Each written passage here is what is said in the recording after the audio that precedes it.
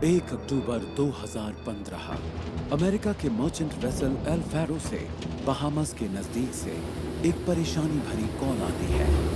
ये जहाज पूरी तरह से कुदरत पर निर्भर था। ये बहुत ही ज्यादा मुश्किलों में फंस गया था। फिर वो गायब हो गया।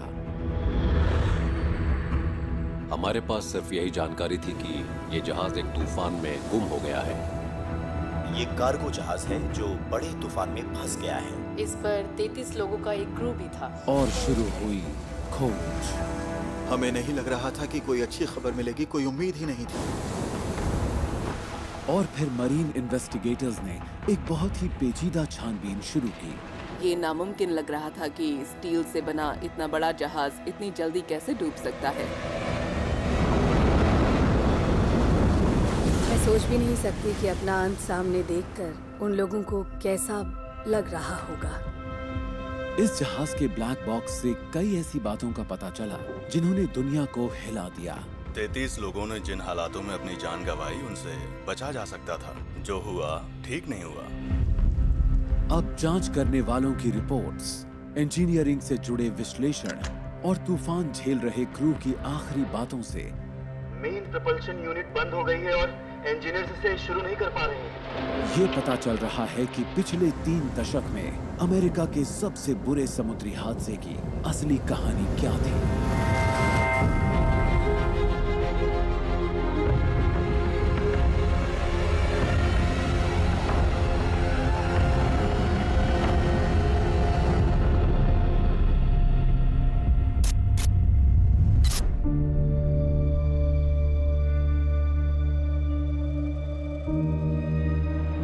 अमेरिका में फ्लोरिडा के पूर्वी समुद्री किनारे पर मौजूद है जैक्सनविल नाम का एक व्यस्त बंदरगाह। इस पोर्ट से हर साल करीब 90 लाख टन सामान आता जाता है और जैक्सनविल से ही ताल्लुक रखता था 40 साल पुराना एल फैरो जहाज। ये अमेरिका का 240 मीटर लंबा एक कंटेनर कैरियर था। इसके शुरुआती दिन अलास्का के उथल-पुथल भरे समुद्र में बीते थे और फिर मई 2014 में इसे जैक्सनविल लाया गया। 2012 तक जैक हर्न इसके कप्तान थे। मुझे एल फैरो अच्छा लगता था, मुझे वो काफी पसंद था और उसने कई बड़े अभियान अंजाम दिए थे। उसे दूसरे खाड़ी युद्ध में इस्तेमाल किया गया, उस पर सैनिक मौजूद रहे और उस दौरान 3 दिन तक उस पर हमला होता रहा। मैं उस जहाज पर कुल 14 साल रहा। मैं कई साल अलास्का में रहा जो अपने बर्फीले तूफानों के लिए जाना जाता है, यानी उसने काफी कुछ सहा। 29 सितंबर 2015 को एल फैरो जैक्सनविल के लिए रवाना हुआ। इसे चलाती थी टोट मैरिटाइम नाम की एक कंपनी और ये सामान ले जा रहा था पुर्टो रिको। ये जगह दक्षिण में करीब 1930 किलोमीटर दूर थी। शिप के क्रू में 28 लोग अमेरिकी और 5 लोग पोलैंड के थे। इस जहाज के कप्तान थे 53 साल के माइकल डेविडसन, जो 10 साल से इस शिप को चला रहे थे। माइकल डेविडसन में किसी कमांडर के गुण शायद शुरुआत से ही थे और वो युवावस्था से ही समुद्र में काम कर रहे थे और अच्छे नाविक होने के साथ ही साथ उन्हें खुद पर बहुत भरोसा था। जहाज पर उनके साथ थी उनकी सहयोगी डैनियल रैंडोल्फ।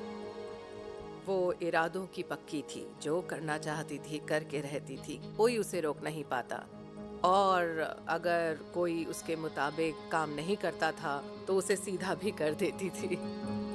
30 साल से समुद्री सफर कर रहे जैक जैक्सन जहाज पर मौजूद सबसे अनुभवी लोगों में से थे।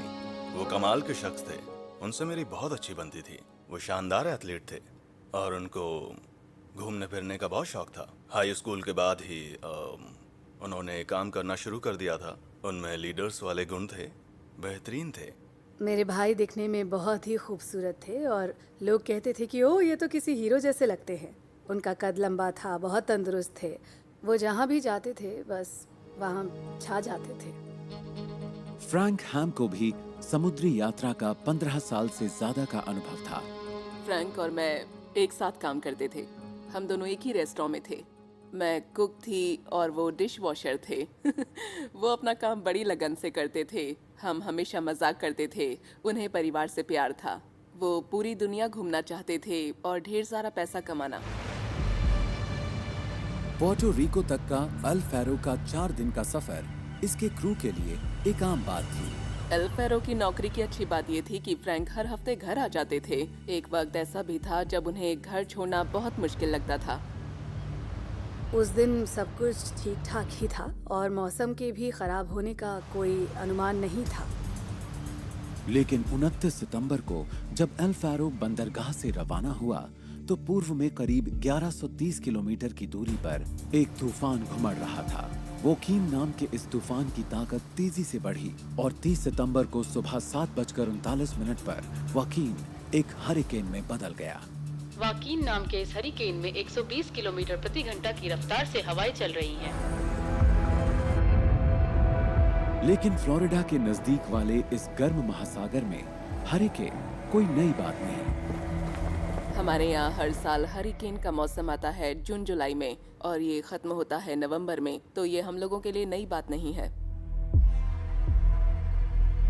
हरिकेन तब बनते हैं जब गर्म कटिबंधीय महासागरों के ऊपर मौजूद नर्म हवा ऊपर उठकर बादल बनाती है। इस दौरान इसकी तरफ और हवा खिंचती है और उसके भी गर्म होने से तूफान की ताकत और बढ़ती है। पृथ्वी के घूमने से ये तूफान भी घूमने लगता है और हवा की रफ्तार 119 किलोमीटर प्रति घंटा होने पर ये एक हरिकेन बन जाता है। लेकिन हरिकेन वाकिन के आगे बढ़ने की भविष्यवाणी करना बेहद मुश्किल साबित होने वाला था। हरिकेन वाकीन अब कैटेगरी 3 का तूफान बन गया है।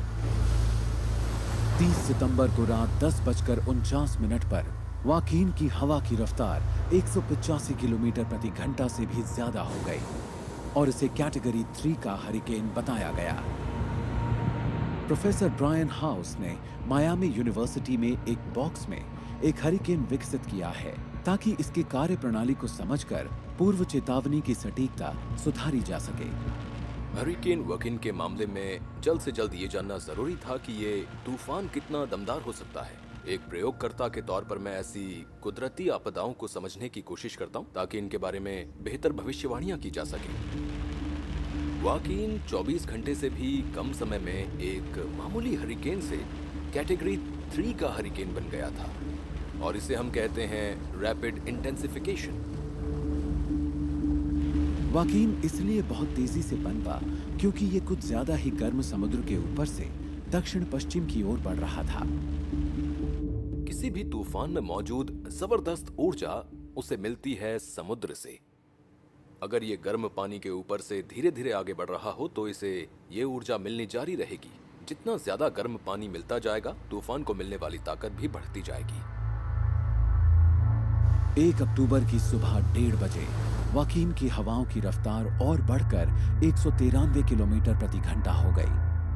सच कहूँ तो मैंने इस बात पर ध्यान नहीं दिया क्योंकि फ्रैंक ने बताया था कि तूफान कभी कभी अपना रास्ता बदल लेते हैं, तो मुझे चिंता नहीं हुई। मायामी में भी इसे लेकर किसी को चिंता नहीं थी। यही है कोस्ट गार्ड के डिस्ट्रिक्ट 7 का केंद्र, जहां रहता है उसका दुर्घटना बचाव दल। लेकिन सुबह 7:30 बजे इन्हें एल फैरो की मालिक टोट मैरिटाइम कंपनी से एक फोन आया। हमें टोट से फोन आया। पता चला कि उसे एल फैरो के कैप्टन से कॉल आई थी और वो बोले कि नंबर 3 होल्ड में पानी भरने लगा है। साथ ही उन्होंने कहा कि जहाज में बिजली चली गई है और वो लोग सबको बताने के लिए अपने आपातकालीन संदेश भेजना शुरू करने वाले थे। इसके बाद जहाज से संपर्क करने की सब कोशिशें नाकाम हो गईं। वो जहाज एक हरिकेन में गुम हो गया था और उस वक्त हमारे पास बस उतनी ही सूचना उपलब्ध थी। 2 अक्टूबर 2015 240 मीटर लंबे अमेरिकी मालवाहक जहाज एल फैरो को गुम हुए 24 घंटे हो चुके थे। ये कार्गो जहाज है जो बड़े तूफान में फंस गया है। इस पर मौजूद 33 लोगों वाला क्रू भी तभी से गायब है। ये खबर टेलीविजन पर आने लगी थी और मुझे लगने लगा कि अब बच्चों को बता देना चाहिए कि उनके पिता का जहाज गुम है और कुछ पता नहीं। हरिकेन वाकीन अब बहामास को अपनी चपेट में ले चुका था। हवा की रफ्तार 222 किलोमीटर प्रति घंटा हो गई थी, जिस कारण कोस्ट गार्ड के लिए इस मुश्किल में फंसे जहाज को ढूंढने और बचाने का मिशन शुरू करना नामुमकिन था। हर गुजरता पल चालक दल के सही सलामत बचने की गुंजाइश घटा रहा था। हमें सिर्फ ये पता था कि जहाज का आकार क्या है और ये कि वो तूफान के करीब था। हमें अंदाजा नहीं था कि हालात क्या हैं। हमने हरिकेन्स की तस्वीरें देखी थी तो मालूम था कि बुरा ही होगा। 2 अक्टूबर को सुबह 5 बजे कोस्ट गार्ड ने खोजबीन का काम शुरू कर दिया। एल फैरो का आखिरी सिग्नल मिले 20 घंटे से भी ज्यादा हो चुके थे। काम शुरू किया तो अच्छी खासी रोशनी थी, लेकिन जैसे ही हमने उड़ान भरी और विमान बादलों के नीचे आया, धूप गायब हो गई और फिर से अंधेरा होने लगा। हमें लगा कि पता नहीं अब क्या होगा। वो बहुत मुश्किल था। हमने उस इलाके के ऊपर से रेडार को कई बार गुजारा, लेकिन फिर भी हमें कोई नतीजा नहीं मिला। तो हम तूफान से बाहर निकले, धूप वाले हिस्से में गए, 609 मीटर की ऊंचाई तक उतर आए और फिर तूफान की ओर लौट गए। यहाँ यकीनन उथल पुथल ज्यादा थी और हवा के तेज झोंके महसूस हो रहे थे। खिड़की से बाहर देखने पर हमें पंखों की लचक दिख रही थी। विमान के ऊपर नीचे जाने से वो हिल रहे थे। हरिकेन वाकीन की हवा की रफ्तार थी 160 किलोमीटर प्रति घंटा। आपको यहाँ पर 2 पैनलों के बीच में कुछ जगह नजर आ रही होगी। यह हिस्सा यहाँ से टूट गया है। हमने यहीं से ईंधन को बाहर आते देखा था। हवा की वजह से जो उथल पुथल पैदा हुई, जिस तरह विमान ऊपर नीचे हिला, उसके कारण 3-4 स्क्रू ढीले हो गए थे। 7 घंटे तक लगातार उड़ान भरने के बाद दोपहर में जब ईंधन कम होने लगा तो क्रू को ना चाहते हुए भी लौटना पड़ा। हमने रेडार से बार-बार उस इलाके की जांच पड़ताल की थी। हमें पूरा यकीन था कि अगर 243 मीटर लंबा वो जलपोत वहां हुआ तो वो जरूर तैर रहा होगा और हम उसे देख पाएंगे। अगले 2 दिन के दौरान जब हरिकेन वाकीन का असर घटने लगा तो खोज का दायरा बढ़ा दिया गया। 6 जलपोतों की मदद से कई विमानों ने कुल 42 उड़ानें भरी और 4,77,000 वर्ग किलोमीटर इलाके को छान मारा।